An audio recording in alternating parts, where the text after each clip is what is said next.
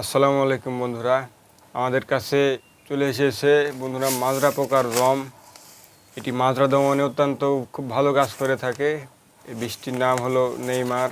এটি ফসল agro industries লিমিটেডের পণ্য, খুবই ভালো মানের একটি পণ্য, খুবই ভালো কাজ করে থাকে মাজরা দমনের জন্য। অত্যন্ত খুব ভালো কাজ করে থাকে। এটির গ্রুপ আছে অ্যাবামেকটিন 2% প্লাস অ্যাবামেকটিন বেনজয়েড 4%।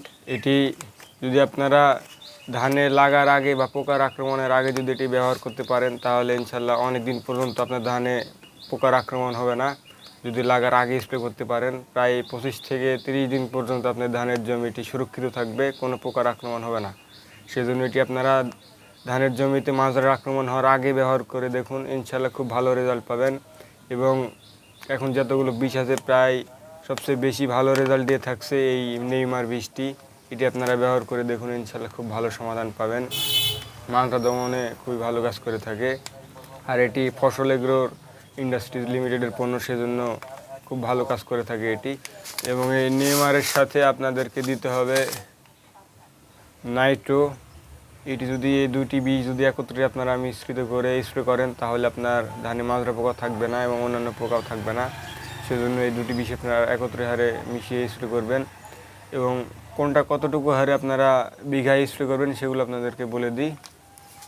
এই নেইমার এটি আপনারা এই 100 গ্রামের প্যাক আপনারা 1 বিঘা জমিতে স্প্রে করবেন, বা 33% জমিতে 100 গ্রামের প্যাক ব্যবহার করবেন, বা 3 ডোজ হারে ব্যবহার করবেন এই 100 গ্রামের প্যাক। এবং এর সাথে আপনারা নাইট্রো এটি 50 ml হারে ব্যবহার করবেন 1 বিঘা জমিতে। আর যাদের ধানের বয়স 15 থেকে 35 দিন তারা 1 বিঘা জমিতে 50 মিলি নাইট্রো ব্যবহার করলেই হবে। কিন্তু যদি 35 দিন পার হয়ে যায় আপনার ধানের বয়স, তাহলে এই 50 মিলি দেওয়ার কাজ হবে না, পরিমাণগুলো বাড়াতে হবে। এখন মূলত ধানের আপনারা এখন রোপণ করছেন, সেজন্য আপনাদেরকে 35 দিনের আগের ডোজগুলো বলে দিচ্ছি। আমরা সামনে আরও ভিডিও নিয়ে আসবো, সেগুলো তো দেখাবো কখন কীভাবে আপনারা ধানের জমিতে বেশি স্প্রে করবেন।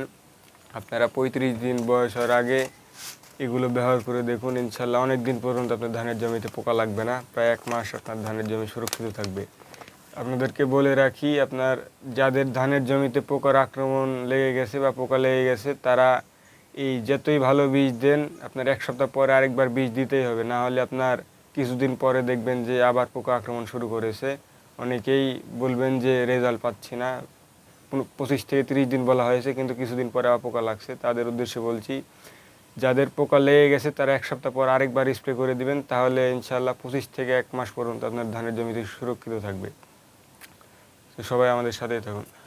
যেই হারে দেখিয়ে দিলাম এই হারে ব্যবহার করুন, ইনশাল্লাহ খুব ভালো সমাধান পাবেন। এবং চ্যানেলে যারা নতুন আছেন অবশ্যই চ্যানেলটিকে সাবস্ক্রাইব করে আমাদের সাথে থাকবেন। এবং যারা তখন সাথে ছিলেন সবাইকে ধন্যবাদ।